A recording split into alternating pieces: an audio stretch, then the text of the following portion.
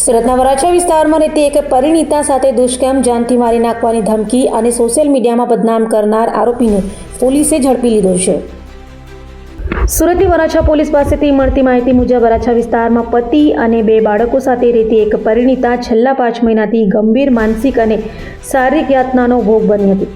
પરિણીત મહિલા આદિવાસી સમાજની હોવાની જાણ હોવા છતાં તેને આરોપી પ્રવીણ બાબુભાઈ ભોગરા દ્વારા ધમકી આપી શરીર સંબંધ બાંધી દુષ્કર્મ આચરતો હતો. તેણે ભોગ બનનાર પરિણીતાના નામે ખોટી ઇન્સ્ટાગ્રામ આઈડી બનાવી તેના ફોટા અપલોડ કરીને અશ્લીલ અને અપમાનજનક ટિપ્પણીઓ કરી હતી. એટલું જ નહીં, મહિલાનો નગ્ન વિડીયો વાયરલ કરીને તેના સગા સંબંધી અને સમાજમાં તેને બદનામ કરવાનો પ્રયાસ કર્યો હતો.